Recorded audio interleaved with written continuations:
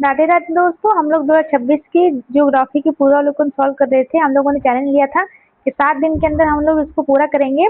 अभी तक हम लोगों ने यहाँ तक प्राकृतिक वनस्पतियाँ एक दिन में ही 2 दिन में हम लोगों ने इसकी क्लास देख ली है।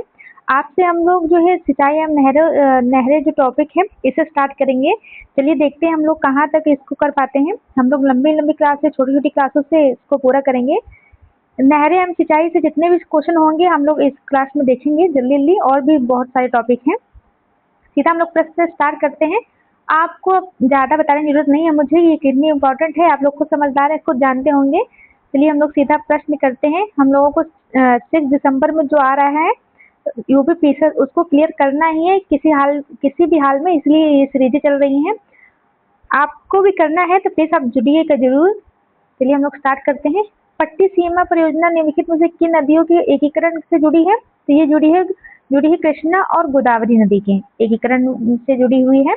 अगला प्रश्न देखते हैं। इस परियोजना को आंध्र प्रदेश सरकार द्वारा क्रियान्वित किया गया।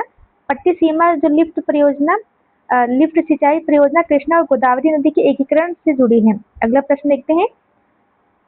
इसके नहर और अवस्थिति देखना है। घाट प्रवाह उकाई उकाई जो नगर सुमिलित नहीं है ये देखना है। इसमें घाट प्रवाह तो कर्नाटक में है और उकाई नहर गुजरात में है। और जो नीरा नीरा नगर परियोजना महाराष्ट्र में है। लेकिन जो जवाई परियोजना है ना ये राजस्थान में है। जवाई परियोजना राजस्थान में लूनी नदी के ऊपर की सहायक नदी जो जवाई नदी है उस पर है, इसलिए राजस्थान होगा, इसलिए डी ऑप्शन होगा। जवाई परियोजना राजस्थान जवाई नदी के किनारे है। अगला देखते हैं। प्रायद्वीपीय भारत में सिंचाई का मुख्य स्रोत साधन तालाब है। बिल्कुल। प्रायद्वीपीय क्षेत्र की अधिकांश नदियां मौसमी है, इसलिए इसलिए तालाब का प्रयोग होता है। इसलिए ए और दो दोनों सही है। व्याख्या भी कर रहे हैं, ए ऑप्शन सही होगा। इसका ए ही ऑप्शन सही होगा। चलिए हम इसकी व्याख्या पढ़ देते हैं। प्रायद्वीपीय क्षेत्र की भूमि चट्टानी होने के कारण यहाँ नहरों एवं कुओं का आसानी से निर्माण संभव नहीं होता। इसके अलावा प्रायद्वीपीय भारत में अधिकांश नदियां मौसमी है, जिसके कारण नहरों में पानी का बहाव रहता है। ऐसी स्थिति में तालाब सिंचाई के लिए प्रमुख संसाधन के रूप में विद्यमान है। अगला प्रश्न देखते हैं। भारत भारत के संदर्भ में निम्नलिखित में से कौन सा कथन सही नहीं है? देश के लगभग 2/3 क्षेत्र में वर्ष भर में 750 मिलीमीटर से अधिक वर्षा होती है। देश में सिंचाई का मुख्य स्रोत कुआं है। नहीं, ये बी नहीं होगा। पहला सही है। बी इसलिए नहीं होगा क्योंकि वर्तमान में सबसे ज्यादा हम लोग नलकूपों से सिंचाई करते हैं, इसलिए बी नहीं होगा। देखते हैं बी ऑप्शन है, बी नहीं होगा। सर्वाधिक सिंचाई हम लोग जो है नलकूपों वर्तमान देश में सिंचाई के प्रमुख साधन नलकूप है, जिसका जो है लगभग लोग 50% जो है नलकूपों से सिंचाई करते हैं। अगर नलकूप और कुओं को मिला दी जाए तब ये 60% हो जाएगा। और नहरों द्वारा 24% लगभग में, और टैक्स द्वारा शुद्ध सिंचित भूमि 2% है। बाकी शेष अन्य से हैं। अगला देखते हैं। निम्नलिखित राज्यों में से किसमें सिंचाई के अंतर्गत कुल कृषि क्षेत्र का अधिकांश अति प्रतिशत सर्वाधिक है? कुल कृषि क्षेत्र का प्रतिशतता सर्वाधिक है सिंचाई में सबसे ज्यादा हरियाणा में 99% है, और इसके साथ पंजाब भी है। हरियाणा और पंजाब में सर्वाधिक है। और एक और राज्य जिसका 100% है, यही हरियाणा में 2024 में 92, और उत्तर प्रदेश में 82, और मध्य प्रदेश में 75, महाराष्ट्र में 43। लेकिन जो चंडीगढ़ है ना केंद्र शासित प्रदेश, वहाँ पर 100% सिंचित क्षेत्र है। और जबकि पंजाब और हरियाणा में लगभग 99.6%। अगला प्रश्न देखते हैं। पंजाब 99 और हरियाणा 92%। अगला प्रश्न देखते हैं। भारत में सर्वाधिक सिंचित विस्तार प्रतिशत वाला राज्य है तो पंजाब है। पंजाब में 99%, हरियाणा में 92%। अगला प्रश्न देखते हैं। सूक्ष्म सिंचाई की पद्धति के संदर्भ में निम्नलिखित में से कौन सा कथन सही नहीं है? मृदा से उर्वरक पोषक हानि कम की जा सकती है। सही है, मतलब सूक्ष्म सिंचाई पद्धति में कौन सही है ये बताना है। ये बिल्कुल सही है, मृदा से उर्वरक पोषक हानि कम की जा सकती है और इसमें वर्षाधीन खेती की सिंचाई का एकमात्र साधन है, एकमात्र साधन नहीं है, ये गलत है। इसमें कुछ कृषि क्षेत्रों में भूमि जल स्तर को कम होने से रोका जा सकता है, तो ये भी है, इसलिए 1 और 2 ऑप्शन होंगे। इसके हम लोग सूक्ष्म सिंचाई से बहुत ज़्यादा प्रश्न आते हैं, आप चाहें तो इसकी व्याख्या पढ़ सकते हैं। अगला प्रश्न देखते हैं, जीवन रक्षक तथा बचाव सिंचाई। अगला प्रश्न है, जीवन रक्षक अथवा बचाव सिंचाई इंगित करती है। ये सिंचाई इंगित करती है पीडब्ल्यूपी सिंचाई, परमानेंट बिल्डिंग पॉइंट मिट्टी। देखिए, परमानेंट बिल्डिंग पॉइंट पीडब्ल्यूपी सिंचाई जीवन रक्षक अथवा बचाव सिंचाई की इंगित करती है। परमानेंट बिल्डिंग पॉइंट मिट्टी में पानी की न्यून मात्रा को इंगित करता है, जिसके अभाव में पौधे मुरझाने लगते हैं। ऐसी स्थिति में सिंचाई अति आवश्यक हो जाती है।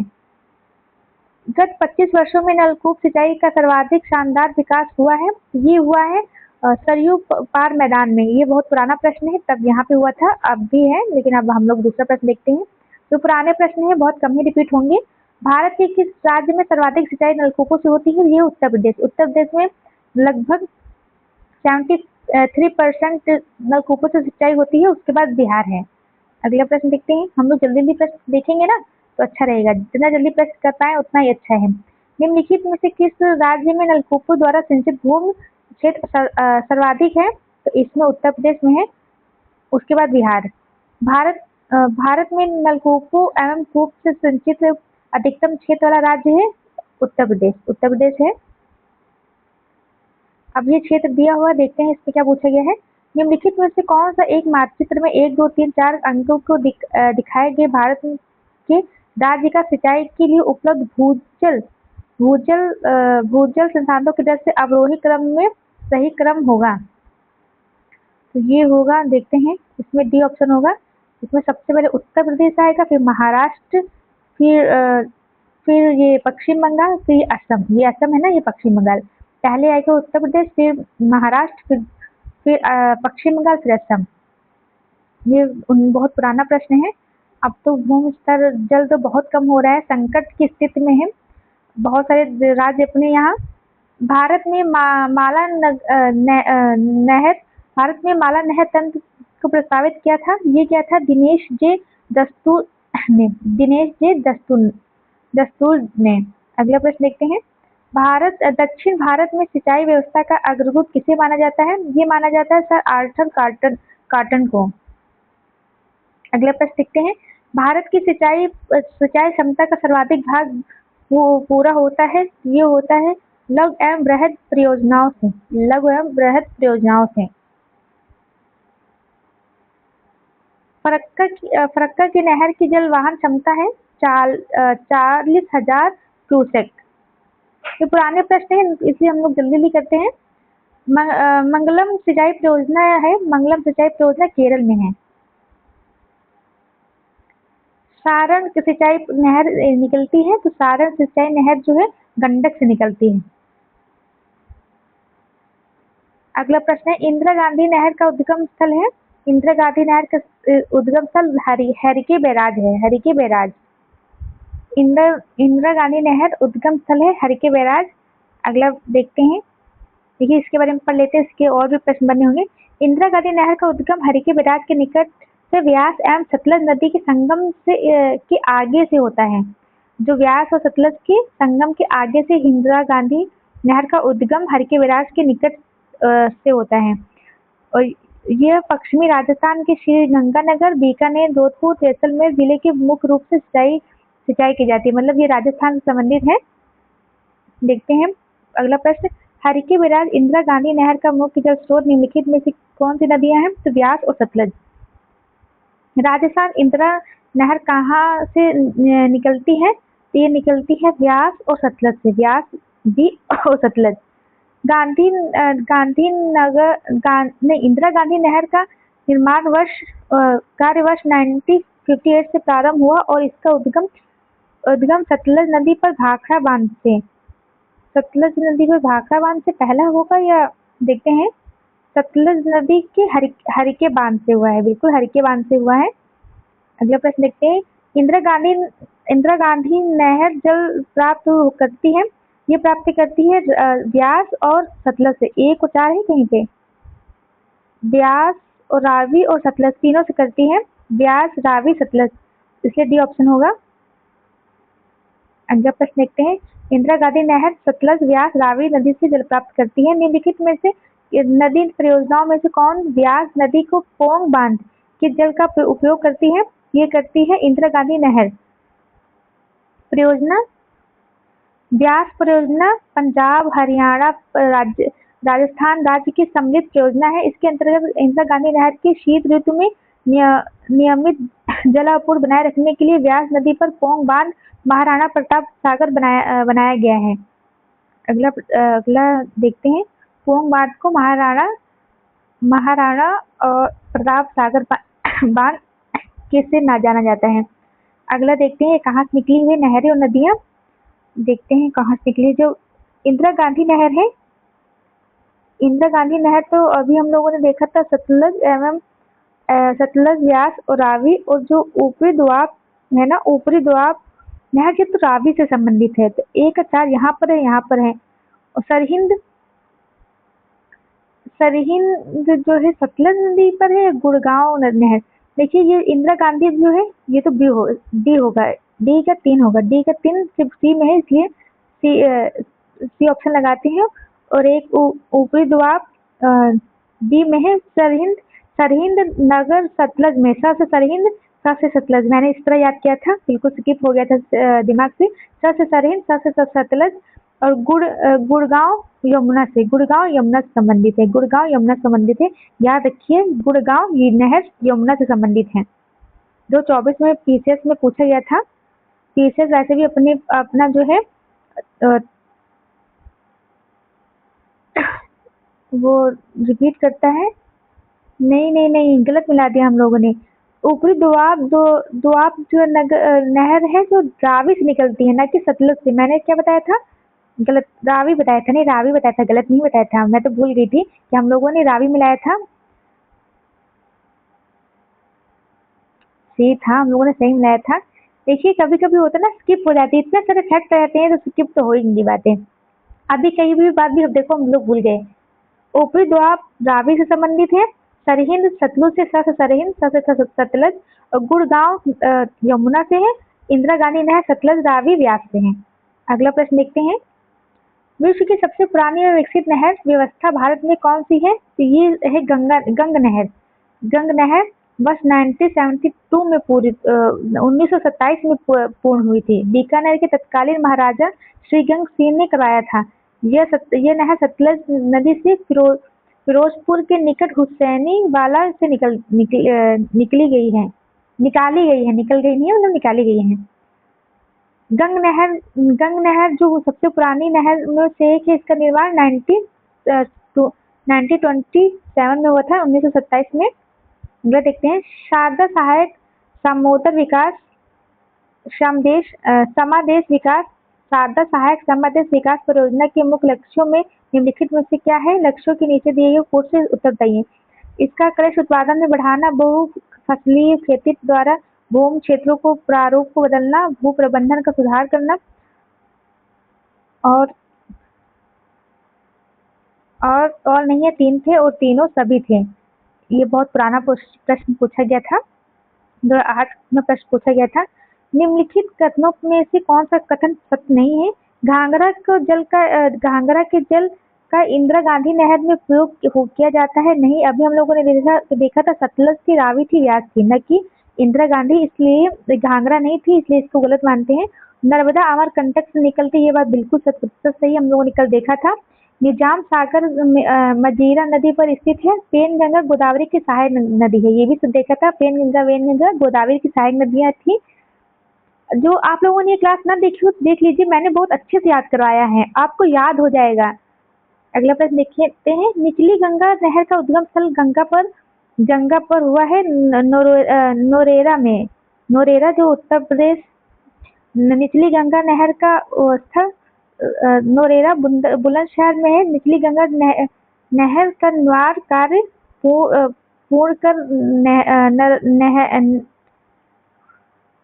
नहर को 1878 ईस्वी में प्रथम बार चलाया गया।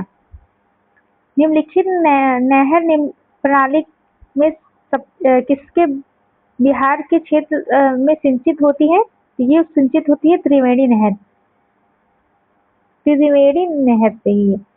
अगला प्रश्न देखते हैं, त्रिवेणी नहर त्रिवेणी नहर का निर्माण निम्नलिखित में से किस नदी पर हुआ है? तो ये हुआ है गंडक नदी पर। हरियाली एक परियोजना है। हरियाली परियोजना है, ये परियोजना थी बंजर भूमि के विकास के लिए और जल संरक्षण के लिए। हरियाली योजना संबंधित है जल प्रबंधन के लिए हरियाली योजना संबंधित थी। अगला देखते हैं, एकीकृत जल संभर विकास कार्यक्रम के क्रियान्वयन करने के लिए क्या लाभ है? इसके लाभ बताने हैं। मृदा के बह जाने की रोकथाम, ये भी है।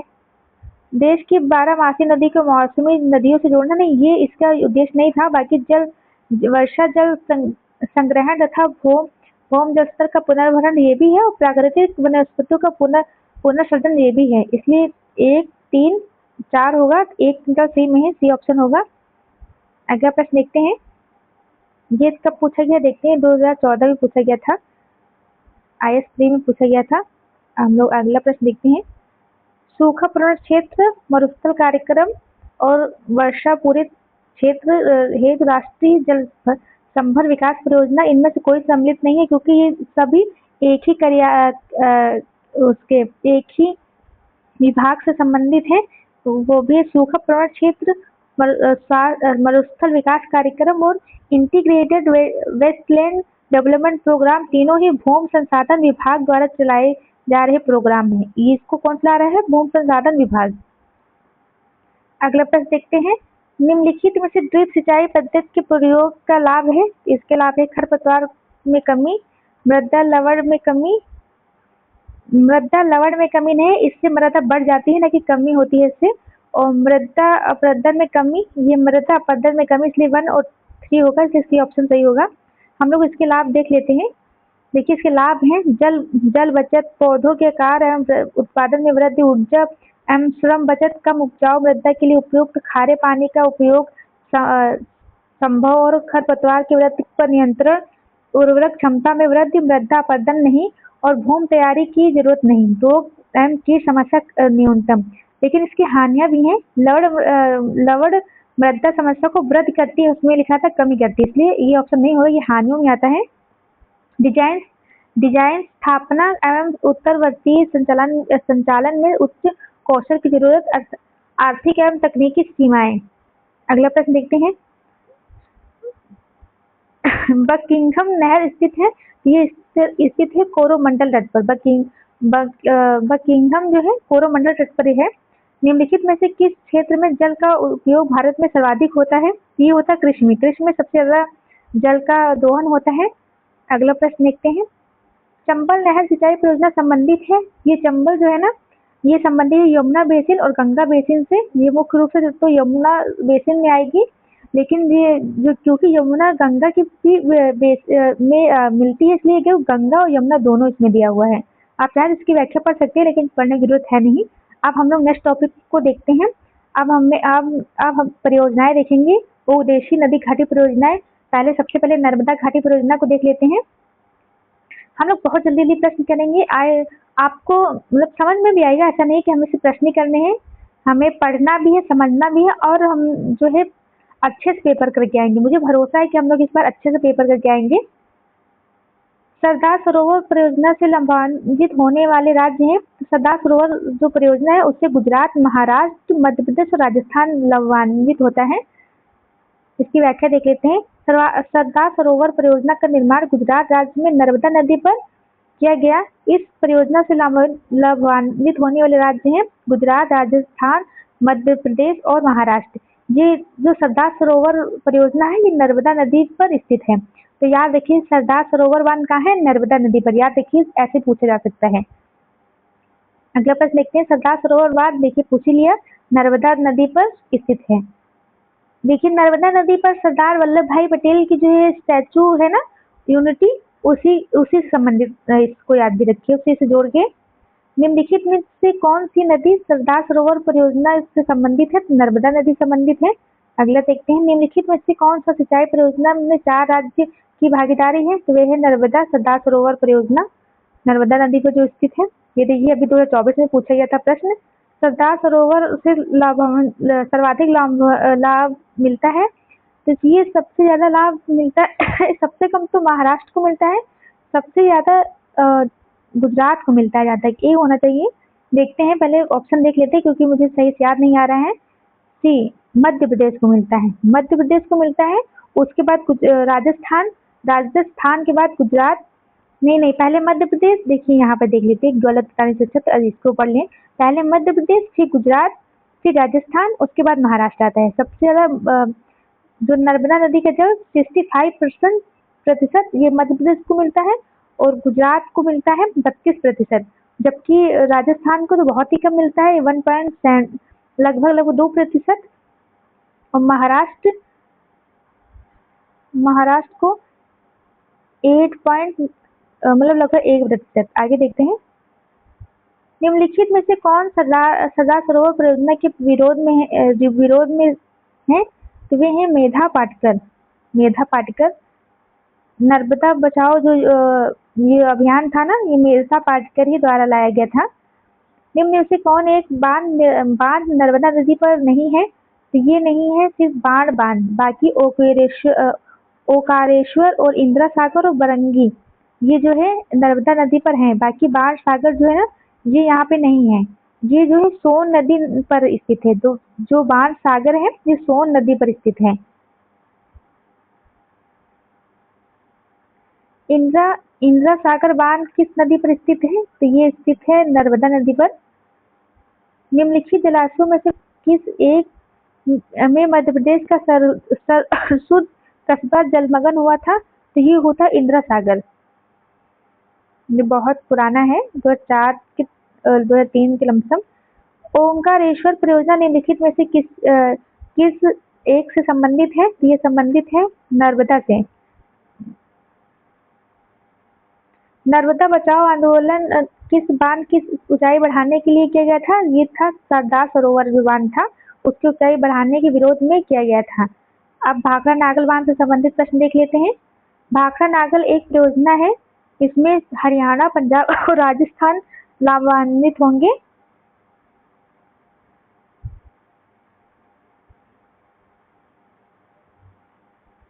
इसको पढ़ लेते हैं। भाखड़ा नागल बहुउद्देशीय परियोजना भूतपूर्व पंजाब राज्य एवं उसके उत्तराधिकारी राज्य और राजस्थान का संयुक्त कार्यक्रम है। मतलब इस प्रकार पंजाब, राजस्थान, हरियाणा की संयुक्त कार्यक्रम, इसके अंतर्गत भाखड़ा नागल के पास सतलज नदी पर 2 बांध का निर्माण किया गया। कौन सा समूह भाखड़ा नागल परियोजना से जल प्राप्त करता है? ये करते हैं हरियाणा, पंजाब और राजस्थान। भाखड़ा नागल बांध किस नदी पर स्थित है? तो ये सतलज नदी पर स्थित है भाखड़ा नागल बांध। अब पूरे हो गए जितने दूसरे प्रश्न आए थे। अब हम लोग कावेरी नदी पर बनने बांधों को देखते हैं। आप चाहे तो इसको रोक के देख भी सकते हैं, लेकिन इससे संबंधित जितने भी इम्पोर्टेंट होंगे ना, तो वो सारा प्रश्नों में दिया रहता है। चलिए पढ़ते हैं। निम्नलिखित में से कौन भारत की सबसे पुरानी जल शक्ति उत्पादन केंद्र है? तो सबसे पुराना है शिव समुद्रम। जो शिव समुद्रम है ना, ये कृष्णा नदी पर है। कृष्णा नदी पर है या देखिए मुझे स्किप हो रहा है, देखते हैं। ये जो है इसमें शिव समुद्रम कावेरी नदी पर है। बिल्कुल, शिव समुद्र कावेरी नदी भी हम लोगों ने कल याद किया था ना। कहाँ जा रही हो कावेरी, कहाँ जा रही हो, उससे याद किया था शिव के पास जा रहे हैं, इसलिए हम लोगों ने याद किया था कल वाले टॉपिक। कल जब हम लोग पढ़ रहे थे, तो इसीलिए देखिए मुझे ये ट्रिक याद, मतलब कि एकदम से याद नहीं था, कि याद नहीं आ रहा था कि कावेरी नदी पर है। लेकिन जब मैंने गलत ऑप्शन टिक करने को सोचा, लेकिन तब भी मुझे याद आ गया कि मतलब ये गलत है। इस तरह होता है, अगर आप खुद ने ट्रिक से याद किया है ना, तो आपको अगर गलत करने जाएंगे भी ना, तो रोक लेगा कि ये गलत है, एक बार और सोच लो। अगला प्रश्न देखते हैं। शिव समुद्रम जल विद्युत परियोजना स्थित है, ये स्थित है कर्नाटक में। अगला देखते हैं। कावेरी नदी के जल बंटवारे का विवाद किन राज्यों में संबंधित है? ये संबंधित है तमिलनाडु, कर्नाटक और केरल और पुडुचेरी 4 राज्यों से संबंधित हैं। तमिलनाडु एवं कर्नाटक का जल विवाद है कावेरी नदी। कावेरी नदी पर स्थित है। कौन सा बांध कावेरी नदी पर स्थित है? शिव समुद्रम जल विद्युत परियोजना कावेरी नदी पर स्थित है। नागार्जुन सागर बांध को देखते हैं, ये कृष्णा नदी पर है। मैंने इस तरह याद रखा है, जो नाग था उसको किसने मारा था? कृष्ण ने, इसलिए नागार्जुन परियोजना कृष्ण से मैंने याद करके रखी इस तरह। और ये है कहाँ की? आंध्र प्रदेश एवं तेलंगाना दोनों राज्यों की विस्तृत है। ये जो नागार्जुन सागर बांध है ना, ये आंध्र प्रदेश और तेलंगाना दोनों राज्यों में विस्तृत है।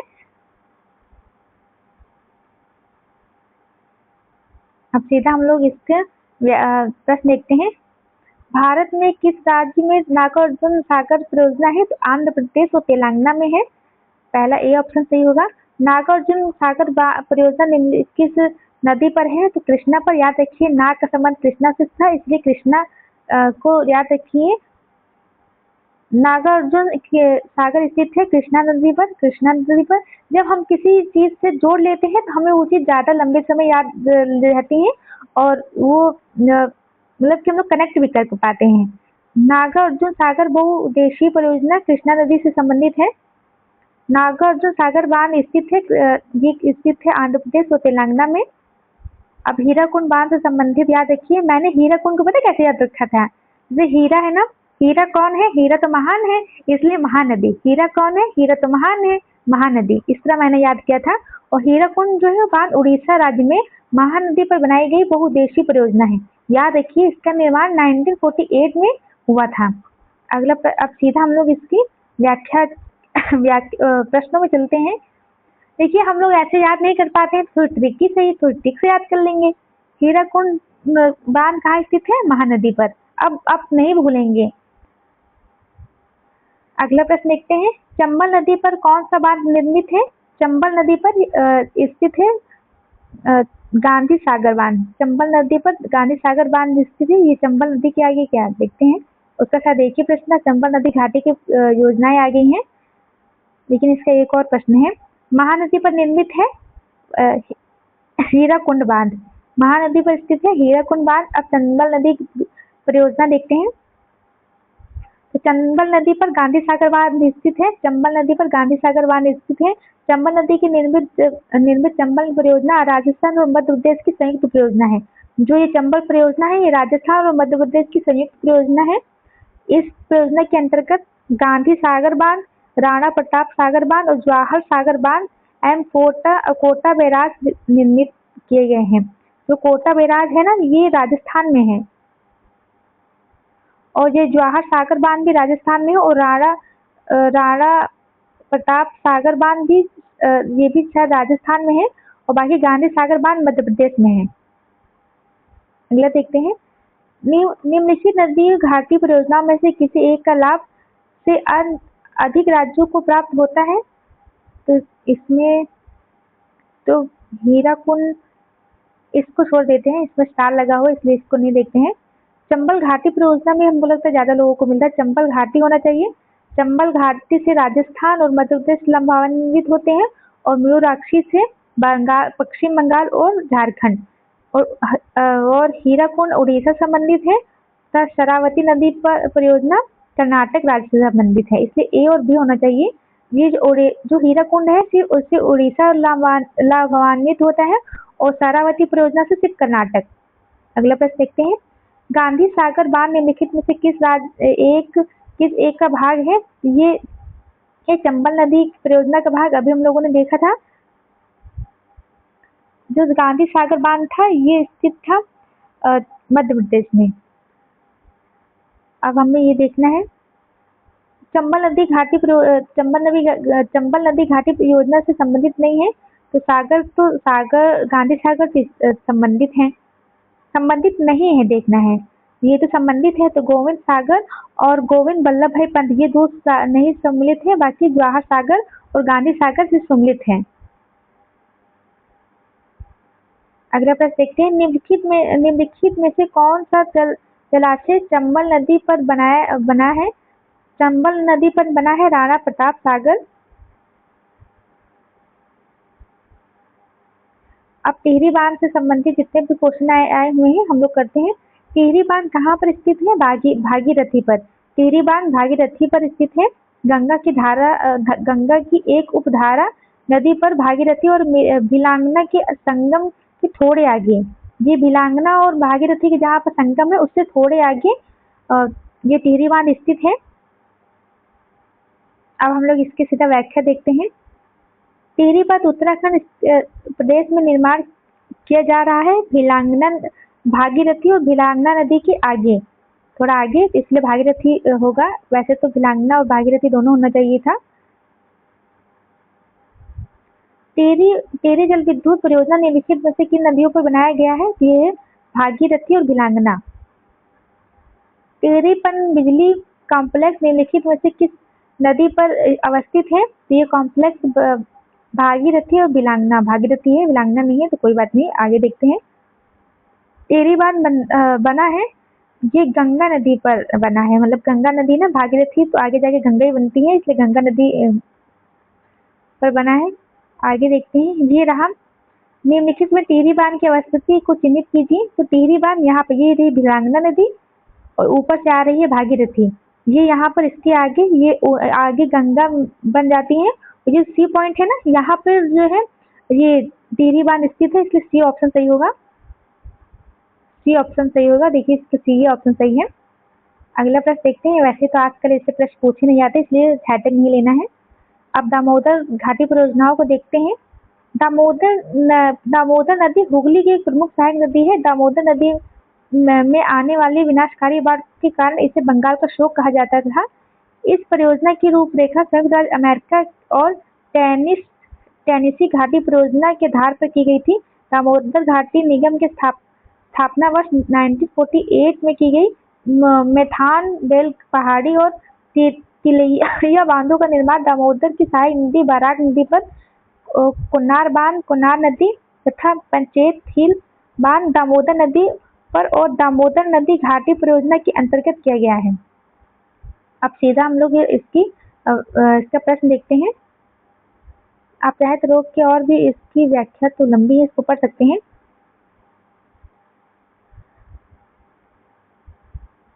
तिलैया बांध इस नदी पर निर्मित है। तिलैया बांध निर्मित है बराकर नदी पर। तिलैया बांध बराकर नदी से संबंधित है।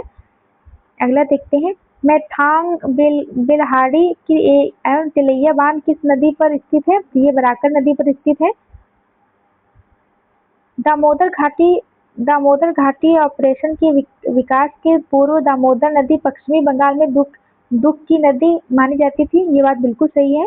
दामोदर अपने ऊपरी भाग में तीव्र से प्रवाहित होती है तथा निचले भाग में इसका बहाव बहुत धीमा हो जाता है। ये भी बात सही है और कारण भी इसका सही है, इसलिए ए ऑप्शन होना चाहिए। ए, बिल्कुल ए ही ऑप्शन सही होगा।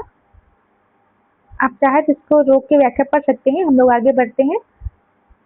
दामोदर घाटी परियोजना 1948 में लाई गई थी। अगला देखते हैं। निम्नलिखित में से कौन सी स्वतंत्र भारत की पहली बहुउद्देशीय नदी घाटी परियोजना है? तो ये है दामोदर घाटी परियोजना। ये 1948 में लाई गई, इसलिए ये स्वतंत्र भारत की पहली बहुउद्देशीय परियोजना थी। आप चाहे तो इसको रोक के पढ़ सकते हैं। अगला देखते हैं हम लोग। अगला विविध परियोजना या विविध परियोजनाओं में देखते हैं कितने सवाल हैं।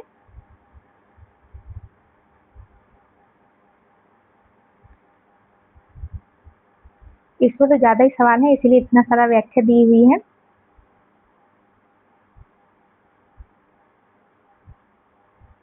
सीधा हम लोग इसकी परियोजना पर चलते हैं।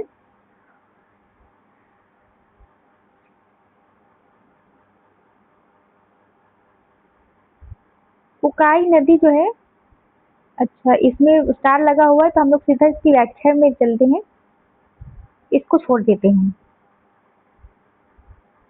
जो जैकवाड़ जो है ये महाराष्ट्र से संबंधित है, इसको छोड़ देते हैं क्योंकि हम लोग इसमें समय बर्बाद करें। यहाँ देखते हैं, उकाई उकाई जो है ताप्ती से संबंधित है और जैकवार गोदावरी से संबंधित है। उकाई ताप्ती से संबंधित है और जैकवार गोदावरी से संबंधित है। मयूराक्षी जो है मयूराक्षी से संबंधित है और ख- खड़क खड़कवासला खड़कवासला मूथा मौसी नदी से संबंधित है। आगे देखते हैं, निम्नलिखित में से कौन सा सुमेलित नहीं है, देखना है। उकाई तापी परियोजना, ये तो सुमेलित है।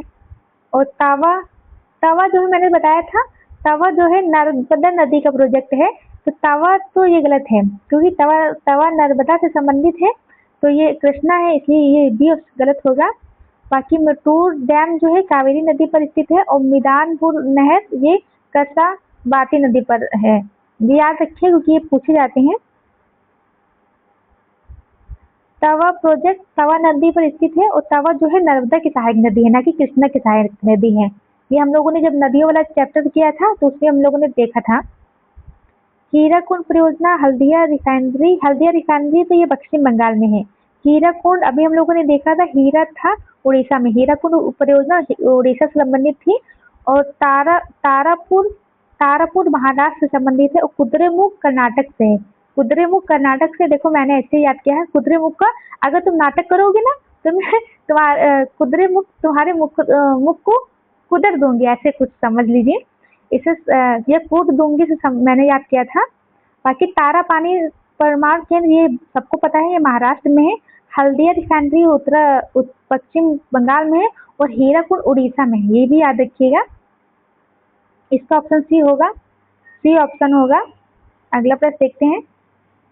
देखिए मैं वैसे थोड़े बहुत जो ट्रिक बताती हूँ ना, आप हंसिएगा नहीं इससे बिल्कुल भी। और ये भी मत सोचिए क्या बताती हैं, क्योंकि मैं तो बस आपको याद करने के लिए बताती हूँ। सॉरी, एक मिनट, एक मिनट रुकिए। हम लोग इस प्रश्न से स्टार्ट करते हैं। रेहनबाद सोन नदी की एक सहायक नदी पर है। रेहनबाद रेहन नदी पर ही है, इसलिए उसकी सोन नदी सहायक है, ये बात एकदम सही है। हीराकुंड बांध महानदी पर है, बिल्कुल हम लोगों ने याद किया था ना, हीरा क्या है, महान है, तो हीराकुंड महानदी पर है उड़ीसा में। और तुंगभद्रा परियोजना आंध्र प्रदेश एवं कर्नाटक का संयुक्त कार्यक्रम है, बिल्कुल तुंगभद्रा परियोजना, ये बिल्कुल सही है।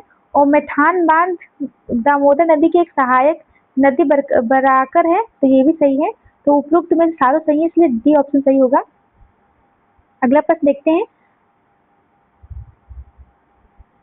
कालपोंग जल विद्युत परियोजना अवस्थित है, ये अवस्थित है अंडमान और निकोबार द्वीप समूह। जो कालपोंग है ना, ये अंडमान और निकोबार द्वीप समूह में अवस्थित है।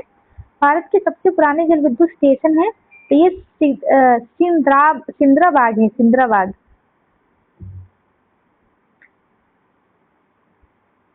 ये पता है कब स्थापित किया गया? 1897 में पश्चिम बंगाल के दार्जिलिंग के निकट सिंद्रापोंग में हुई थी।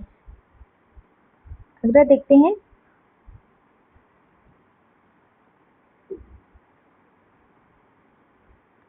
भारत भारत भारत में प्रथम जल विद्युत संयंत्र की स्थापना की गई थी, तो ये की गई थी दार्जिलिंग दार्जिलिंग में। और दूसरा था शिव समुद्रम, दार्जिलिंग के निकट की गई थी। सिंद्रापोंग सोचे को सोचे दो से मिलाना है, चलिए मिलाते हैं। हीराकुंड तो अभी देखा उड़ीसा से था।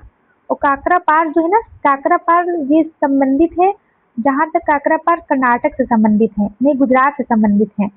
और फरक्का फरक्का पश्चिम बंगाल से संबंधित है, घाट प्रभा कर्नाटक से। घाट प्रभा कर्नाटक, मैंने पता कैसे याद रखा है घाट प्रभा को? कर्नाटक घाट पर ज्यादा नाटक मत करो, इसलिए घाट प्रभा कर्नाटक से संबंधित है, इसलिए मुझे ये याद आ गया, जबकि मैं इसको भूल रही थी। और फरक्का तो पश्चिम बंगाल से संबंधित है। और हीराकुंड तो अभी याद किया था, उड़ीसा में से संबंधित है। इसका ए ऑप्शन होगा, ए ऑप्शन होगा। फरक्का जो है, फरक्का पश्चिम बंगाल, बिल्कुल। घाट प्रभा अभी हम लोगों ने देखा है कर्नाटक, घाट पर नाटक मत करो, कर्नाटक। और हीराकुंड उड़ीसा में है और काकरा पार गुजरात में है।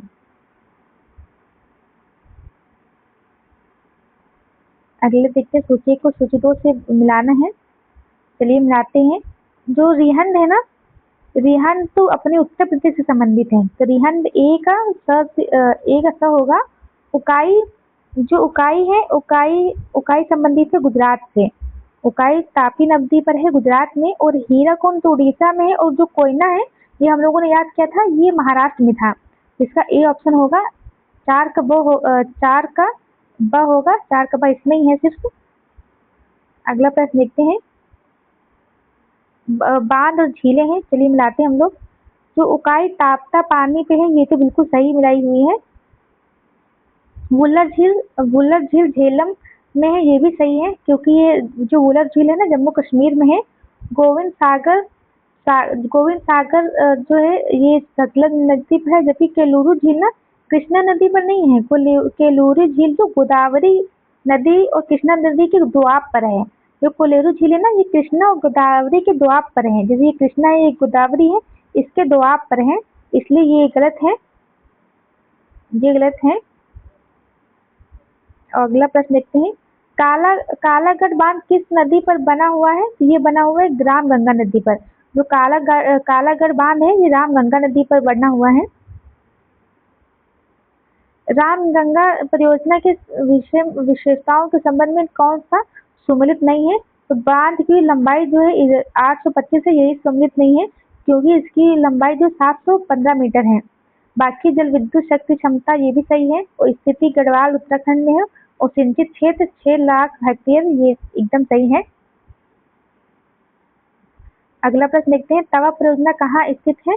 तो तवा परियोजना स्थित है होशंगाबाद में। अगला प्रश्न देखते हैं। पोंग बांध किस नदी पर बनाया गया है? पोंग बांध बनाया गया है व्यास नदी पर। पोंग बांध का निर्माण व्यास नदी पर हिमाचल प्रदेश के दक्षिण पश्चिम भाग में किया गया है। मेजा बांध का निर्माण हुआ है, तो मेजा बांध का निर्माण कोठारी नदी पर हुआ है। मेजा से कोठारी याद रखिए। मेजा बांध देखिए कोठरी के अंदर हम लोग मेज रखते हैं ना, इसलिए इससे याद कर लीजिए। कोठारी से मेज याद कर लीजिए, मेजा बांध।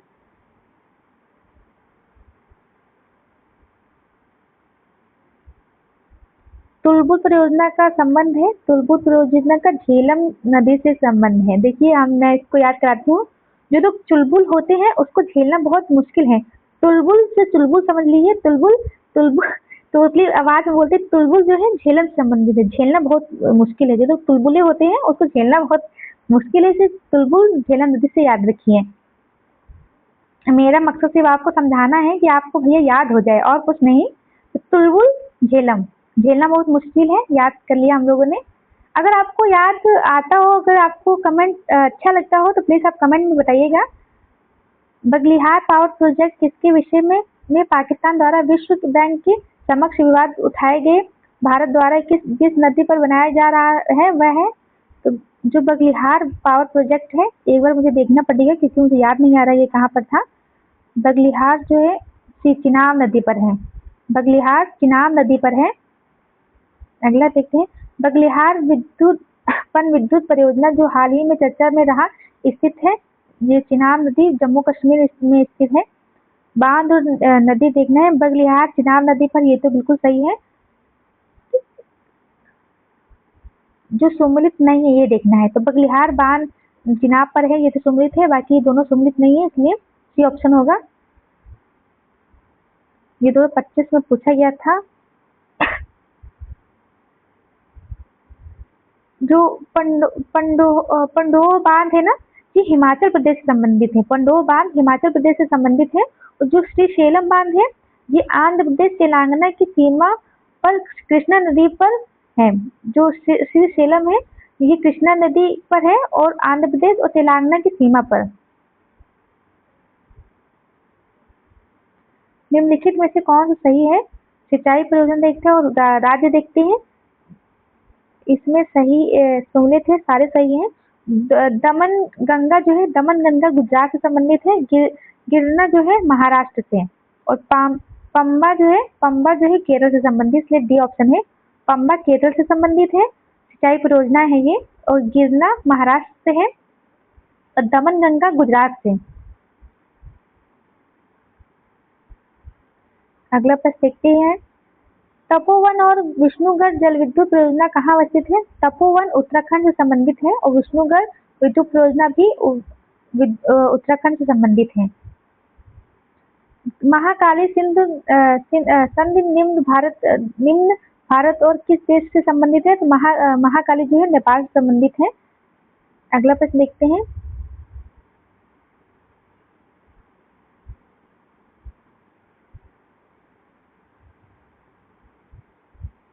इसके बारे में हम लोग पढ़ लेते हैं। महाकाली महाकाली संधि भारत और नेपाल के 12 फरवरी 1996 में हुई थी। इस संधि के दौरान महाकाली एवं शारदा नदी के जल उपयोग की सीमा निर्धारित की गई। इस संधि के क्षेत्र में शारदा बैराज, टनकपुर बैराज एवं पंचेश्वर परियोजना आच्छादित है। अगला देखते हैं, निम्नलिखित में से कौन सा सुमेलित नहीं है वो देखना है। इसमें जो कल्पक्कम है वो तमिलनाडु में है, और राणा प्रताप सागर ये मध्य प्रदेश में नहीं था, ये राजस्थान में था, हम लोगों ने देखा था। और नरोरा तो उत्तर प्रदेश में है, और तारापुर जो है उत्तर प्रदेश के बुंदेलखंड ऐसे ही है, बुंदेलखंड में शायद नरोरा है। और तारापुर जो है महाराष्ट्र में है। आप लोग कमेंट में बताइएगा नरोरा कहाँ पे है, उत्तर प्रदेश में। और जो राणा प्रताप सागर परियोजना ये तो राजस्थान में है। मीठी पानी की कल्पसर परियोजना अवस्थित है, ये अवस्थित है गुजरात में। कल्पसर जो है गुजरात से संबंधित है। अगला प्रश्न देखते हैं, निम्नलिखित में से एक कौन सा सही सम्मिलित नहीं है? देखते हैं। चंबल परियोजना जो है राजस्थान, पंजाब, हरियाणा से संबंधित नहीं है, ये जबकि ये राजस्थान, मध्य प्रदेश से संबंधित है। इसमें ये दो ज्यादा आगे हैं, इसलिए डी ऑप्शन सही होगा। और ब्यास परियोजना जो है राजस्थान, पंजाब और हरियाणा से संबंधित, ये हम लोगों ने देखा था। और इंदिरा गांधी नहर परियोजना राजस्थान, पंजाब से संबंधित है। और माही बजाज सागर परियोजना गुजरात और राजस्थान से संबंधित है। अगला प्रश्न देखते हैं, निम्नलिखित में से किस एक राज्य में सुईल नदी परियोजना स्थित है? तो सुईल नदी हिमाचल प्रदेश में स्थित है। अब इसको इसमें से क्या सम्मिलित नहीं है ये देखना है। जवाहर सागर जो है राजस्थान से संबंधित है। नागा अर्जुन आंध्र प्रदेश से संबंधित है, नागा अर्जुन कृष्णा नदी पर है। और शिव समुद्रम जो है शिव समुद्रम केरल में नहीं है। और गांधी सागर जो है मध्य प्रदेश में स्थित है। शिव समुद्रम परियोजना जो है ये स्थित है कर्नाटक में स्थित है। अगला प्रश्न देखते हैं, इसमें वही देखना है क्या सम्मिलित नहीं है, देखते हैं। तो इसमें नागार्जुन गोदावरी पर नहीं है, हम लोगों ने देखा था, ये कृष्णा नदी पर है, तो ये ऑप्शन गलत होगा। हीराकुंड महानदी पर है, हीरा है महान, नाग से कृष्णा संबंधित है। सरदार सरोवर परियोजना नर्मदा नदी पर है, सरदार जी नरम थे इसलिए नर्मदा नदी से याद रखिए। नागल बांध सतलज नदी पर है, नागर और वो भाखड़ा नागर जो है ये सतलज नदी पर स्थित है। हम लोगों ने इतनी बार प्रश्न देख लिए हैं कि याद हो गए हैं। अगला देखते हैं, तिस्ता लो डैम प्रोजेक्ट तिस्ता नदी पर प्रस्तावित है। इस प्रोजेक्ट का स्थल है, इस प्रोजेक्ट का पश्चिम बंगाल स्थल है।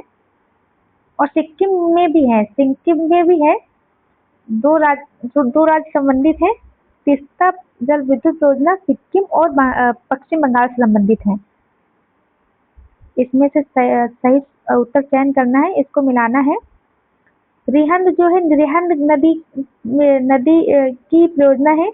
और रिहंद जहाँ तक सोन की वो है, सोन की सहायक नदी है। रामगंगा परियोजना रामगंगा नदी पर ही है। और टिहरी शायद भागीरथी पर है।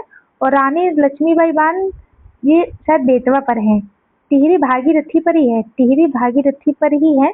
सी का 2 है कहीं पे, सी का 2 सी में है, देखते हैं। और रिहंद परियोजना रिहंद सोन पर, ए का 3 है, रिहंद सोन पर बिल्कुल ही मिल रहा है। और रानी लक्ष्मी और बेतवा बी का 4 बिल्कुल ये भी मिल रहा है। और रामगंगा ए ये भी मिल रहा है, सी ऑप्शन होगा, बिल्कुल सी ऑप्शन होगा। रिहंद जो है रिहंद नदी सोन नदी की सहायक नदी है। और रानी लक्ष्मीबाई बांध परियोजना बेतवा पर है। और रानी और बेटा से याद रखिए, रानी बेटा। और टिहरी बांध भागीरथी पर है। और रामगंगा तो रामगंगा नदी पर ही है। अगला प्रश्न देखते हैं, उत्तर प्रदेश में रानी लक्ष्मीबाई बांध परियोजना बेतवा नदी पर है। रानी का बेटा इसका हम लोगों ने याद रखा है, रानी बेतवा नदी पर है। देखिए, मैं जो ये ट्रिक बताती हूँ ना, ये सिर्फ याद करने के मकसद से बताती हूँ, आपको याद हो जाए, क्योंकि अगर आप ऐसी बातें सुनेंगे तो आपको याद हो जाएगा।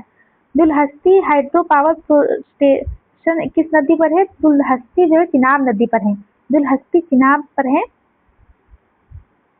निम्नलिखित में से कौन सा सुमेलित नहीं है? दुलहस्ती चिनाब पर है, ये तो हम लोगों ने देखा। इंदिरा गांधी नहर सैतलस पर है, ये भी देखा था। नागार्जुन कावेरी पर नहीं है, कृष्णा पर है, ये सी ऑप्शन सही होगा। बाकी उकाई ताप्ती पर है, ये भी हम लोग जानते हैं। जलाशय राज्य देखना है, इसको मिलाना है। चलिए मिलाते हैं। जो राणा सागर प्रताप है ये तो राजस्थान में है, तो ये तो हमको पता है। जो भवानी सागर है और गांधी सागर भुद्रा, भवानी सागर शायद कर्नाटक में है। देखिए डी का तो 3 सही होगा, तो डी का 3 दो जगह है। अब हमें आगे वाली देखना पड़ेगा क्या है। भद्रा जो है तमिलनाडु में है और भवानी भवानी सागर या तमिलनाडु में हो सकती है। देखते हैं। गांधी सागर तो मध्य प्रदेश में होगा। गांधी सागर सी का 2 होगा, सी का 2 तो सिर्फ इसमें ही है, तो हम लोग डी ऑप्शन लगाते हैं। बाकी हम लोग सीधा इसकी व्याख्या देखते हैं। डी ही ऑप्शन है। हमने देखिए हमें ऐसा नहीं है कि हमें सब कुछ याद हो, लेकिन अगर उसमें से कुछ भी 1-2 भी ऑप्शन याद होंगे तो तब भी हमारा प्रश्न हो जाएंगे, इसलिए घबराइएगा मत। हम लोग सॉल्व करने की कोशिश करते हैं आखिरी तक। चलिए देखते हैं। भद्रा कर्नाटक में स्थित है, भवानी सागर तमिलनाडु में स्थित है। भवानी सागर तमिलनाडु में स्थित है और भद्रा कर्नाटक में। देखिए मैं ऐसे याद करते हैं। अगर तुम ज्यादा नाटक करोगे ना तो मैं तुम्हारी भद्रा उतार दूंगी, इसलिए ऐसे याद करिए। नाटक मत करना, नहीं तो भद्रा उतार दूंगी। तो भद्रा कर्नाटक से स्थित है। भवानी सागर को ऐसे याद कर लीजिए तमिलनाडु से। गांधी सागर तो मध्य प्रदेश से था ही। राणा सागर प्रताप राजस्थान से। कभी कभी जो चीज हम लोग बोलने लगते हैं उसको हम लोग ठीक से याद कर ले तो ज्यादा ही अच्छा है। तो इसमें से कौन सा सुमेलित नहीं है देखना है। तो सरदार सरोवर बांध नर्मदा पर है, ये तो सुमेलित है। तलैया बांध जो है वो नार झील नदी पर नहीं है, यही सुमेलित नहीं है। बाकी गांधी सागर बांध चंबल नदी और नागार्जुन कृष्णा नदी पर है। जो तलैया है ना बराकर नदी पर अवस्थित है। तलैया जो है अथवा तेलैया बांध झारखंड राज्य के कोडरमा जिले के बराकर नदी पर अवस्थित है। अगला देखते हैं। गोविंद बल्लभ पंत सागर जलाशय स्थित है, तो ये स्थित है उत्तर प्रदेश में, सोनभद्र जिले में स्थित है। गोविंद बल्लभ सागर जो है उत्तर प्रदेश से संबंधित है। देखिए आपको याद हो पा रहा है कि नहीं, आप मुझे कमेंट में जरूर बताइएगा। नदी और बांध देखते हैं। बेटा से माता, बेटा माता से याद रखिए। बेतवा जो है ना माता टीला से संबंधित है, इसलिए मैंने ऐसे याद रखा बेटा माता। तो बेतवा नदी जो है माता टीला बांध से संबंधित है। और महानदी, महान कौन है? हीरा महान है ना, इसलिए महानदी को हीरा कुंड से संबंधित रखिए। चंबल और तापी, अब इसमें 2 कंफ्यूजन है।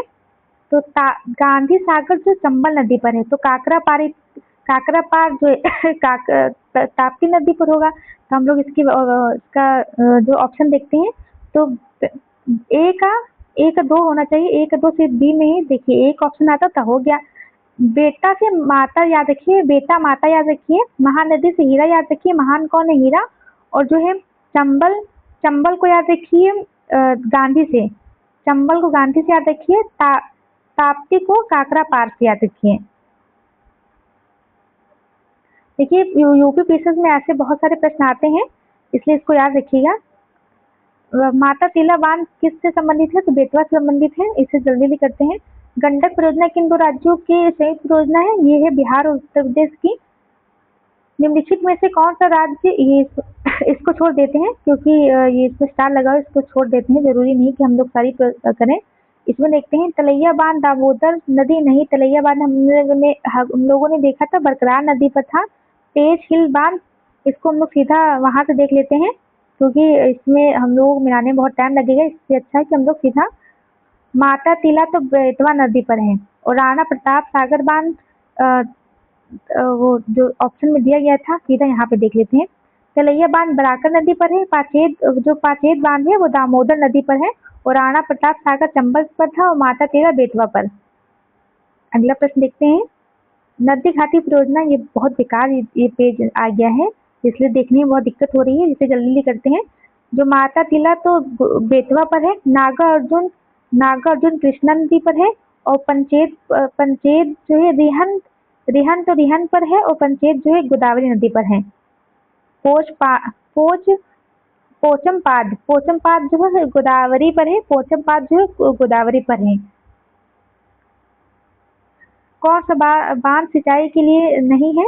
ये सिंचाई के लिए नहीं है। शिव समुद्र सिंचाई के लिए नहीं है, ये जल विद्युत परियोजना है। अगला देखते हैं, अति विवादित बभली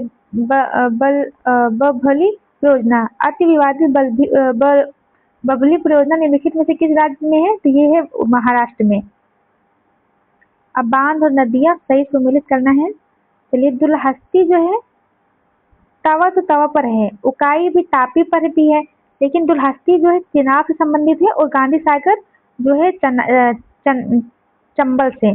तो बी का एक होना चाहिए, बी का एक तो इसमें नहीं है, बी का एक सिर्फ डी में है, इसलिए डी ऑप्शन होगा। तवा तो तवा में संबंधित है, और उकाई तापी पर। अगला प्रश्न देखते हैं, मम्मल पूछा बांध किस नदी पर अवस्थित है? ये अवस्थित है मलमल पूछा पर। अगला प्रश्न देखते हैं, जल्दी जल्दी देखते हैं क्योंकि बहुत सारे प्रश्न है ना, इसलिए जल्दी जल्दी करते हैं। सिंगरौली लघु जल विद्युत परियोजना अवस्थित है, ये अवस्थित है उत्तर प्रदेश में।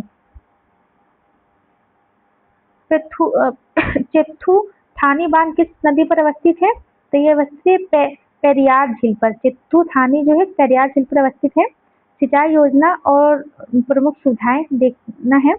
नर्मदा परियोजना, सिंध मुख परियोजना, जवाई परियोजना, जाखम परियोजना। देखिए, इसको मुझे याद नहीं है, इसलिए सीधा हम लोग उसमें चलते हैं इसकी व्याख्या पर। जो सिंधु मुख परियोजना है ये हनुमानगढ़ एवं चूर से संबंधित है। नर्मदा परियोजना जालोर और बाड़मेर, और जवाई परियोजना जालोर पाली और जोधपुर, और जाखम परियोजना उदयपुर प्रतापगढ़। देखना, ये जो है ना, ये राजस्थान पीएसएस ने पूछा होगा, क्योंकि वो ऐसे प्रश्न बहुत पूछते हैं। ये अपने उत्तर प्रदेश का काम नहीं है, ये राजस्थान पीएसएस ने पूछा होगा। देखते हैं कहाँ से पूछा गया है ये प्रश्न। बिल्कुल सही, मेरा शक सही था, ये वहीं से, क्योंकि ऐसे जो अतरंगी प्रश्न वही बनाते हैं। हम लोगों के जो यूपी पीएसएस है ना, ये बहुत अच्छा है, ये कम से कम थोड़ा कम कठिन प्रश्न बनाता है राजस्थान की तुलना में। कोल बांध परियोजना का निर्माण भारत में निम्नलिखित में से कौन सा नदी पर है? तो जो कोल बांध है ना, ये जो सतलज नदी पर स्थित है। अगला देखते हैं, प्रधानमंत्री नरेंद्र मोदी ने हाल ही में मंडल बांध परियोजना की नींव किस नदी पर बनाने के लिए रखी? तो मंडल जो है ना, उत्तरी कोयल में रखी थी। अगला प्रश्न देखते हैं, अलियार और ईसापुर और कसबाती जैसे ज्ञात स्थानों में क्या समानता है? ये समानता है जल भंडारण की। छत्तीसगढ़ की कौन सी सिंचाई परियोजना का प्रधानमंत्री कृषि सिंचाई योजना के में शामिल किया गया है? तो यह है कोल्ले सिंचाई परियोजना। अगला प्रश्न देखते हैं, इसमें अंतरजाल विवाद और शामिल राज्यों की संख्या देखना है। जो महादायी जल विवाद न्यायाधिकरण है, उसमें 3 राज्य संबंधित है। गोदावरी जल विवाद से 5 या वर्तमान में 7 है, और जो नर्मदा जल विवाद है इसमें 4 लोग हैं, और महानदी पर 2 लोग हैं। वैसे ऐसे प्रश्न पूछे नहीं जाते हैं, लेकिन चलो आ गया तो देखते ही हैं। पूछा गया होगा, ये पता नहीं कब पूछा गया था, ये 2020 में पूछा गया था। छत्तीसगढ़ वाले ऐसे कमाल करते हैं। आगे देखते हैं, निम्नलिखित राज्यों को वहाँ निर्मित बड़े बांधों की संख्या में के आधार पर घटते हुए क्रम में सजाइए। तो सबसे ज्यादा मध्य प्रदेश में, फिर गुजरात, फिर राजस्थान, फिर तेलंगाना, फिर आंध्र प्रदेश। ये ऑप्शन सही होगा। अगला प्रश्न देखते हैं, तो पीडीएफ बहुत बेकार बनी है। निम्नलिखित युग्मों पर विचार कीजिए। घाट प्रभा जलाशय राजस्थान, इंदिरा सागर, गांधी सागर तो मध्य प्रदेश में था, ये तो हम लोगों ने देखा था। इंदिरा सागर आंध्र प्रदेश में तो नहीं था। घाट प्रभा तेलंगाना, देखिए मुझे एक तो ये पता है, लेकिन इनमें से थोड़ा डाउट है, देख लेते हैं। सी ऑप्शन होगा, केवल 3 युग्म सम्मिलित हैं, देख लेते हैं। घाट प्रभा कर्नाटक में है, घाट प्रभा तेलंगाना में नहीं है, कर्नाटक में है। बाकी गांधी सागर तो मध्य प्रदेश में है, और इंदिरा सागर भी मध्य प्रदेश में। गांधी सागर, इंदिरा सागर मध्य प्रदेश में है, और मैथोन जो है ना, मैथोन झारखंड में स्थित है। भारतीय प्रधानमंत्री नरेंद्र मोदी द्वारा हाल ही में भूटान में निम्न जल विद्युत परियोजना का उद्घाटन किया गया था। ये किया गया था मांगछेदु विद्युत परियोजना में। अब कृषि से संबंधित हम लोग प्रश्न करते हैं, जो भी आया होगा चलिए हम लोग जल्दी निकल लेते हैं प्रश्न कृषि से संबंधित।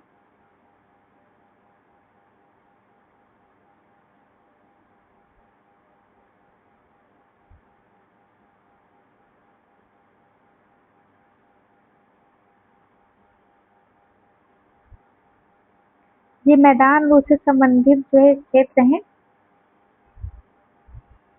हम लोग इसके सीधा प्रश्न करेंगे। स्थायी कृषि कृषि पर्माकल्चर पारंपरिक रासायनिक कृषि से किस तरह तहत भिन्न है? तो किस तहत भिन्न है, इसके हम लोग को ऑप्शन देखने पड़ेंगे। बी ऑप्शन होगा 1, 2, 4। ये देखते हैं एक में क्या है। स्थायी कृषि एक धान्य कृषि पद्धति को हतोत्साहित करता है, किंतु पारंपरिक रासायनिक कृषि में एक धान्य कृषि पद्धति की प्रधानता होती है। और दूसरा था पारंपरिक रासायनिक कृषि अर्धशुष्क क्षेत्रों में आसानी से संभव है, किंतु ऐसी क्षेत्र में स्थानीय कृषि इतनी आसानी से संभव नहीं है। और ये गलत है, नहीं ये वाला गलत था, दूसरा सही है। पारंपरिक रासायनिक कृषि के कारण मृदा की लवणता में वृद्धि हो सकती है, तो इस तरह की परिघटना स्थानीय कृषि में दृष्टिगोचर नहीं है। चौथा ऑप्शन है मल मल्च बनाने की प्रथा स्थायी कृषि से काफी महत्वपूर्ण है, किंतु पारंपरिक रासायनिक कृषि से ऐसी प्रथा आवश्यक नहीं है। देखिए इसका मुझे याद नहीं आ रहा था, ये क्वेश्चन मैंने किया नहीं है इसलिए मुझे पता नहीं था, इसलिए मैंने इसका ऑप्शन देखा। अगला प्रश्न देखते हैं। कृषि में शून्य जुताई के क्या लाभ हैं? इसके लाभ हैं पिछले फसल के अवशेषों को जलाए बिना गेहूं की बुवाई संभव है, तो बिल्कुल संभव है। चावल की नई पौध की नर्सरी बनाए बिना धान के बीजों का नम मृदा में सीधे रोपण संभव है। हाँ ये भी संभव है, आजकल तो ऐसी कृषि होती है। मृदा में कार्बन पृथक्करण संभव है, तो ये भी सही है, इसलिए डी ऑप्शन होगा। ऐसे जो प्रश्न है ना, ये ऐसे प्रश्न यूपीएससी में बहुत ज्यादा पूछे जाते हैं। अगला प्रश्न देखते हैं। देखिए थोड़ी पीडीएफ अच्छी नहीं है, इसलिए मैं माफी चाहती हूँ, मैं क्षमा चाहती हूँ आपसे कि आप थोड़ा सा जो है सहयोग दीजिए। फिर आगे अच्छी है वीडियो, इसमें थोड़ा सा हो गया है गड़बड़। कृषि में फर्टिगेशन के क्या लाभ हैं? फर्टिगेशन के क्या लाभ हैं देखते हैं। सिंचाई क्षेत्र में क्षारीयता का नियंत्रण संभव है, तो ये बिल्कुल सही है। जो फर्टिगेशन है ना, ये क्षारीयता को कम करता है, इसको नियंत्रण को संभव करता है, तो ये बिल्कुल सही है। और दूसरा है क्या है, रॉक फास्फेट और इस सभी अन्य फास्फेट उर्वरकों का सफलता से इसके साथ अनुप्रयोग संभव है, तो ये गलत है।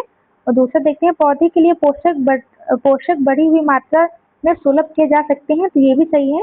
रासायनिक पोषकों के निक्षालन में कमी संभव है, तो ये भी सही है। इसलिए 1, 3 और 4 सही है, तो ये सी ऑप्शन सही होगा। ये IAS प्री 2020 में पूछा गया था, तो ये जो IAS वाले हैं ना, ये ऐसे प्रश्न पूछते हैं। अगला प्रश्न देखते हैं। चलिए हम लोग इसकी व्याख्या पढ़ लेते हैं, क्योंकि जो यूपी पीसीएस वाले हैं ना, इनकी व्याख्या से प्रश्न पूछ देते हैं, तो इसलिए पढ़ लेते हैं। फर्टिगेशन जो है जल में घुलनशील उर्वरकों को घोलकर सिंचाई विधि से जल में आवश्यकता अनुसार रासायनिक मिलाकर उनकी क्षारीयता का नियंत्रण किया जा सकता है। घुले उर्वरक से सिंचाई द्वारा पौधों में पोषक की लाभ दोगुना मात्रा अवशोषित होती है। इससे रासायनिक पोषण का निक्षालन में कमी आती है। फर्टिगेशन विधि द्वारा मुख्य नाइट्रोजन, पोटास आदि जल में घुलनशील उर्वरकों का प्रयोग होता है। डार्क फास्फेट या फास्फोरस के कई उर्वरकों जो जल में घुलनशील नहीं है, इस विधि द्वारा उपयुक्त नहीं है। नाइट्रोजन जो है ना, जो यूरिया है, हम लोग जो खेतों में डालते हैं, जब बारिश होती है पानी भर जाता है, तो आपने देखा होगा तभी सब लोग यूरिया डालते हैं। तो अगर धान पीले पड़ जाते हैं तो धान उसके बाद हरे हो जाते हैं।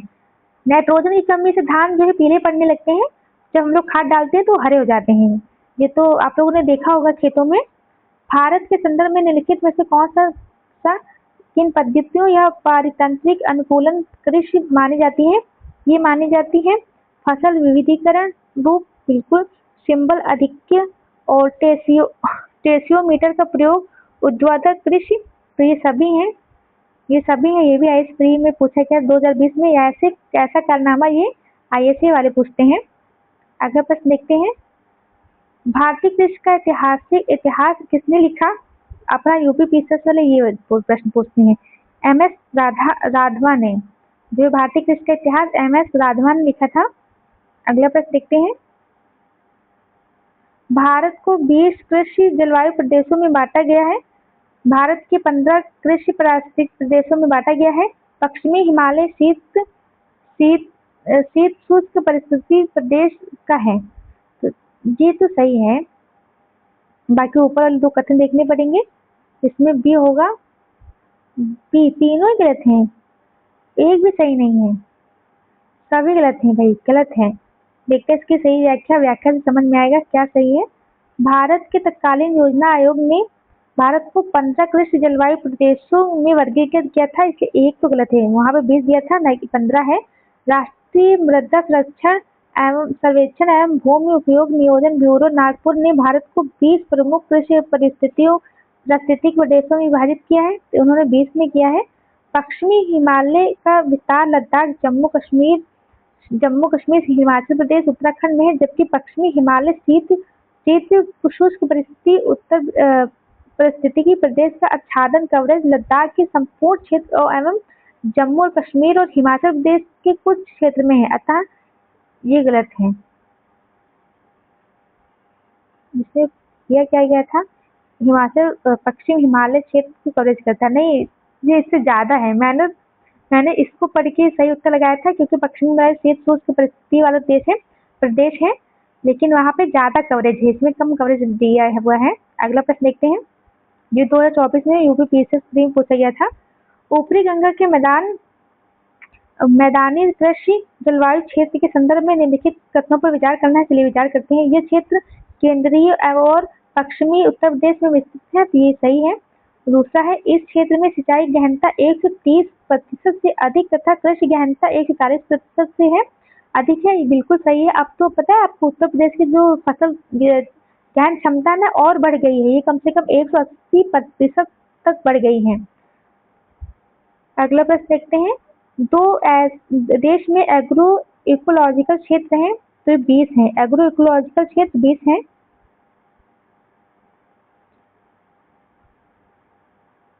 अगला प्रश्न देखते हैं, पी सेनगुप्तन और जी सदाशुक ने भारत को कितने लघु कृषि प्रदेशों में बांटा था? तो ये बांटा था 60 प्रदेशों में। भारत का शुष्क पेटी की अर्थव्यवस्था प्रधानता कृषि आधारित है। इसमें द्वितीय हरित क्रांति के लिए बहुत क्षमता है। भारत की शुष्क पेटी की अर्थव्यवस्था प्रधानता कृषि आधारित है। इसमें द्वितीय हरित क्रांति की ये बहुत क्षमता है। तो इसका हम लोग देखें, इसका ऑप्शन क्या होगा? इसका ऑप्शन बी होगा। 1 और 2 दोनों सही, लेकिन व्याख्या नहीं कर रहे हैं। बी ऑप्शन होगा। 1 और 2 दोनों सही है, लेकिन व्याख्या नहीं कर रहे हैं। हम लोग अगला प्रश्न देखते हैं,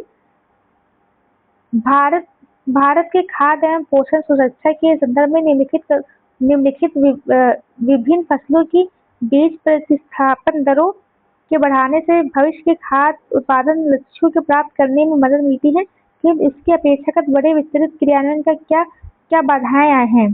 कोई भी राष्ट्रीय बीज नीति नहीं बनाई गई है, तो ये देखना पड़ेगा।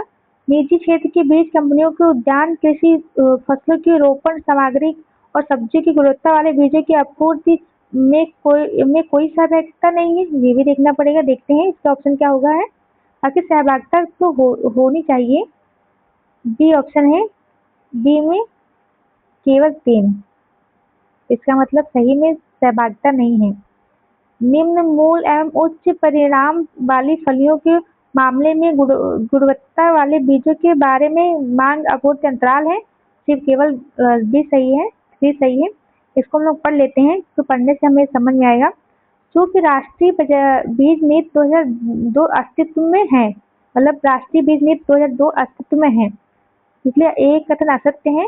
ऐसा नहीं है कि निजी क्षेत्र की बीज कंपनियों की गुणवत्ता वाले बीजों की आपूर्ति में कोई सहभागिता नहीं है, लेकिन निजी क्षेत्र की कंपनियां सामान्यतः निम्न परिणाम और उच्च मूल्य वाले बीजों की उत्पादकता में ही संलग्न है, जिससे कुछ चुने हुए कृषकों की आवश्यकता ही पूरी हो पाती है। गुणवत्ता वाले बीज के संबंध में मांग और आपूर्ति अंतराल है। तो वैसे तो है निजी क्षेत्र संलग्न है, लेकिन बहुत ज्यादा नहीं, इसलिए उसको 2 ऑप्शन को गलत माना गया है। देश में प्रथम कृषि विश्वविद्यालय की स्थापना किस वर्ष हुई थी? तो ये हुई थी 1960 में। 1960 में हुई थी। प्रथम प्रधानमंत्री जवाहरलाल नेहरू द्वारा 7 नवंबर 1960 में उत्तर प्रदेश में की गई।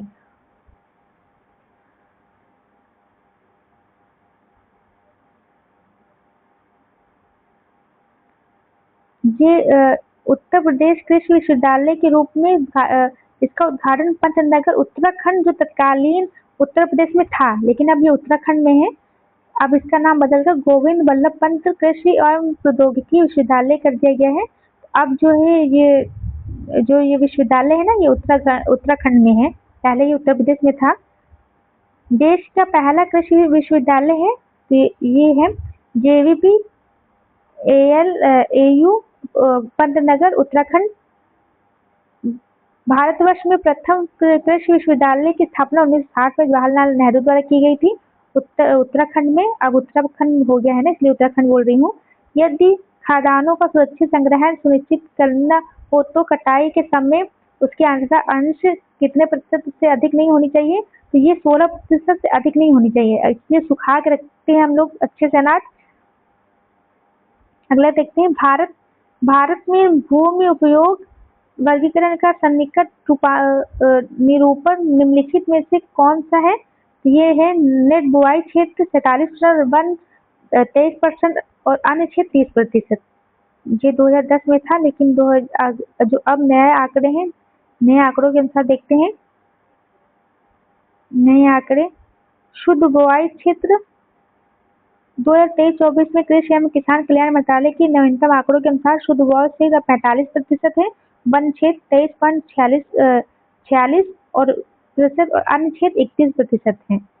अगला प्रश्न देखते हैं, कृषि में युग्म पैदावार का आशय को है। तो ये जो युग्म पैदावार है ना, इसका विभिन्न मौसम पर 2 फसलों से है, मतलब विभिन्न मौसमों में जो 2 फसलें उगाई जाती हैं उसका युग्म पैदावार को कहा जाता है। डबल क्रॉपिंग का आशय है एक फसल वर्ष के अंतर्गत एक ही भूमि पर लगातार 2 फसलें लेना, जैसे कि धान के समय में धान भी उगाया और गेहूं के समय में गेहूं भी उगाया। निम्नलिखित में से कौन सी इस मिश्रित खेती की प्रमुख विशेषता है? तो ये विशेषता है इसकी पशुपालन और मत्स्य उत्पादन को एक साथ करना। जो मिश्रित खेती है ना, इससे आप ये मत समझिए कि मतलब कि गेहूं और सरसों को बो के मिश्रित खेती होगी। मिश्रित खेती का मतलब है हम लोग कृषि के साथ साथ मत्स्य उत्पादन भी करें, जैसे पशुपालन भी है ना, ये भी करें। तो ये इसका मतलब है पशुपालन और मत्स्य उत्पादन के साथ साथ कृषि करें, ये है मिश्रित खेती। क्योंकि हम लोग इससे कंफ्यूज हो सकते हैं, क्योंकि जब मैंने एक बार प्रश्न इसको सॉल्व किया था तो मैं खुद ही कंफ्यूज हो गई थी। मिश्रित खेती से तात्पर्य कई तरह की फसलों के उत्पादन के साथ साथ पशुपालन को बढ़ावा देने से है, जिससे खेती से शेष बचे समय में पशुपालन करके किसानों की अपनी आय में वृद्धि हो सके।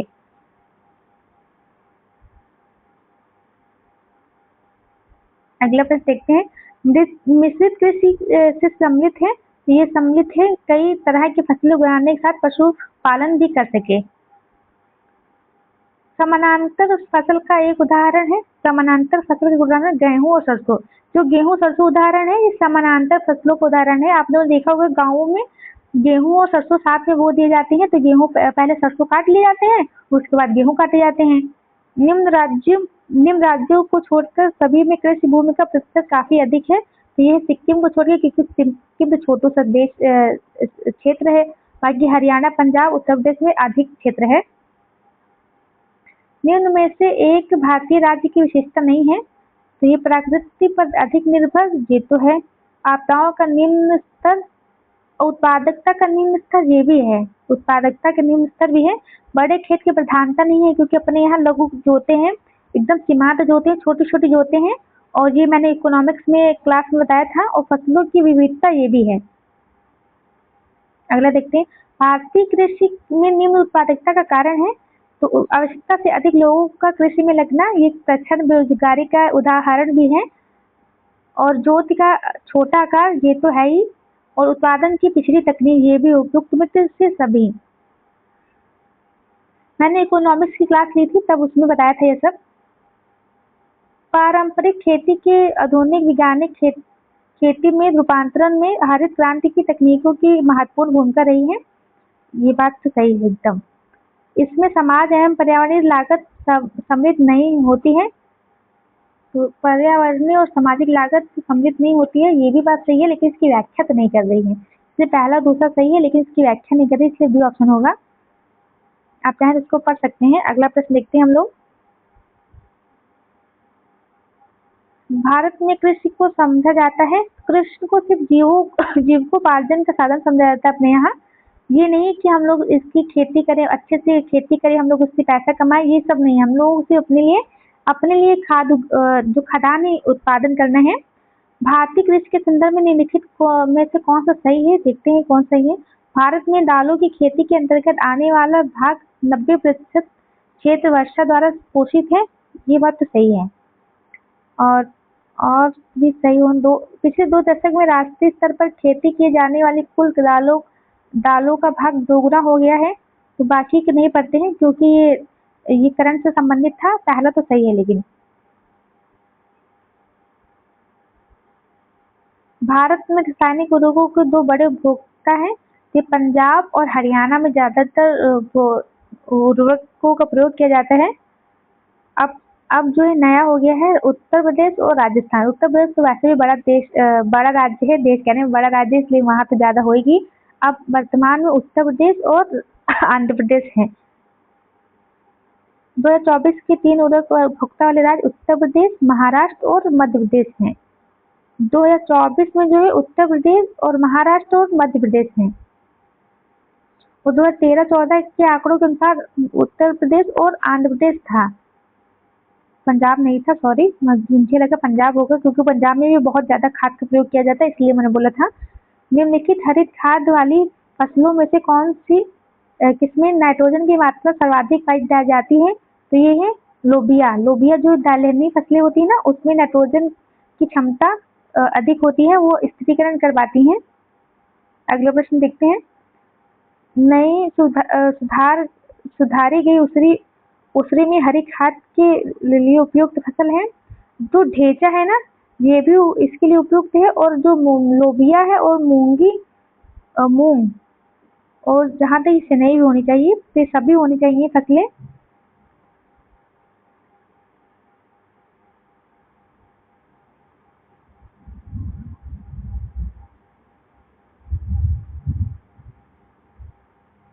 सबसे ज्यादा जो है मूंग करेगा, लेकिन बाकी सभी भी करेंगे।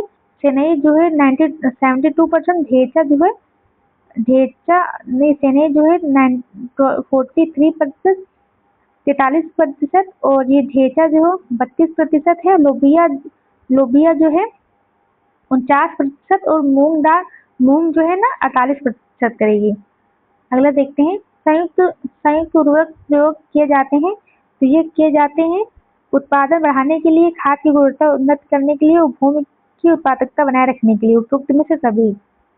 इसमें तो बहुत प्रश्न पूछे गए थे, बहुत सारे प्रश्न हैं। जल्दी भी करते हैं, क्योंकि क्लास बहुत लंबी हो जा रही है।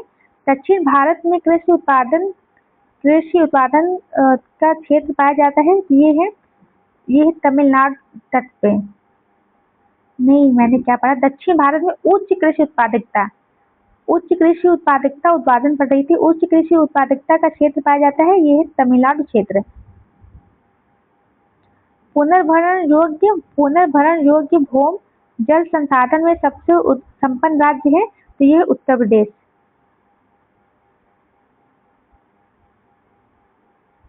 निम्नलिखित राज्यों में कौन भारत में ठेकेदारी कृषि को लागू करने में अग्रणी है? तो ये है पंजाब। हरित खेती में सन्निहित है।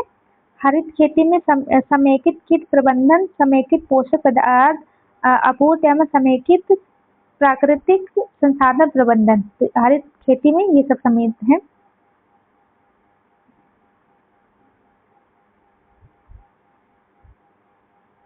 अगला प्रश्न देखते हैं, भारतीय कृषि का वैश्वीकरण के प्रभाव के संदर्भ में निम्नलिखित में से कौन सा व्याख्या सकते हैं। देखते हैं, ये जलवायु परिवर्तन असत्य है। भारतीय कृषि पर वैश्वीकरण के प्रभाव के संदर्भ में निम्नलिखित में से कौन सा व्याख्या असत्य है। तो जलवायु परिवर्तन असत्य, वाणिज्य की नकदी फसलों पर बल्क, आर्थिक सहायता में कटौती, आय असमानता में वृद्धि, ये सभी हैं। आप लोग इसको रोक के पढ़ लीजिएगा। हम लोग आगे देखते हैं, निम्नलिखित में से कौन सा एक बीज ग्राम संकल्पना के प्रमुख उद्देश्यों का सर्वोत्तम वर्णन करता है। इसका ऑप्शन बी है। बी देखते हैं, किसानों को गुणवत्ता युक्त बीज उत्पादन का प्रशिक्षण देने लगना और उनके द्वारा दूसरों को समुचित समय पर तथा वहन करने योग्य लागत में गुणवत्ता युक्त बीज उपलब्ध कराना, यही है। बी ऑप्शन सही है।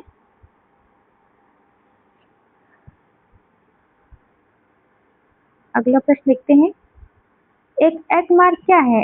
एग मार्क जो है, एग मार्क जो गुणवत्ता गारंटी की मोहर है। भारत की सीमांत कृषि भूमि जोत का आकार है, ये तो बहुत कम है। ये 1 हेक्टेयर से कम, जो लोग 1 हेक्टेयर से कम की जिसके पास भूमि है वो सीमांत में आते हैं, और जो 1 से 2 हेक्टेयर के बीच में आते हैं वो वे छोटी जोत के या लघु जोत में आते हैं, और जो 2 अर्ध मध्य जोत होती है 2 हेक्टेयर से अधिक लेकिन 4 हेक्टेयर से कम। जो मध्य जोत में है 4 से 10 हेक्टेयर के बीच में, और बड़ी जोत 10 हेक्टेयर से अधिक। भारतीय कृषि में परिस्थितियों के संदर्भ में संरक्षण कृषि की संकल्पना का महत्व बढ़ जाता है। निम्नलिखित में से कौन से संरक्षण कृषि के अंतर्गत आते हैं। तो इसमें सी ऑप्शन होगा 3, 2, 4, 5। 2, 4, 5। तो 2 में क्या है, न्यूनतम जोत को अपनाना, और 2, 4, 5। 2, 4 था मृदा धरातल को ढकने के लिए फसल अवशिष्ट का प्रयोग, और 5 स्थानीय एवं कालिक फसल अनुकरण, फसल अपवर्तन और अपनाना।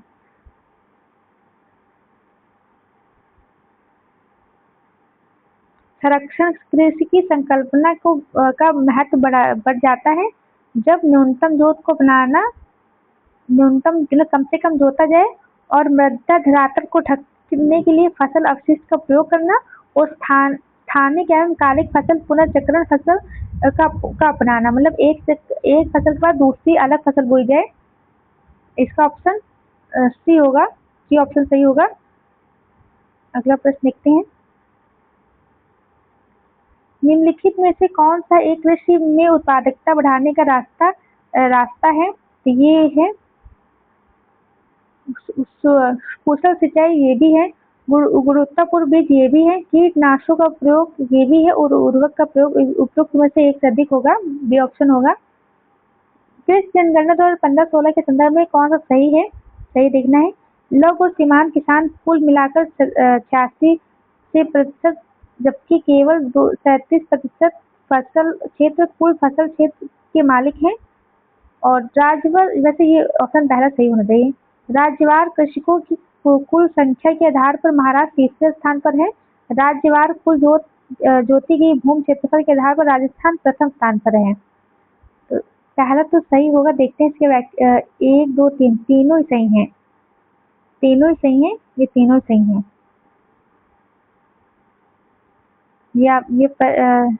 ये इसका व्याख्या है, पढ़ लीजिएगा। अब हम लोग हरित क्रांति से संबंधित प्रश्न करेंगे।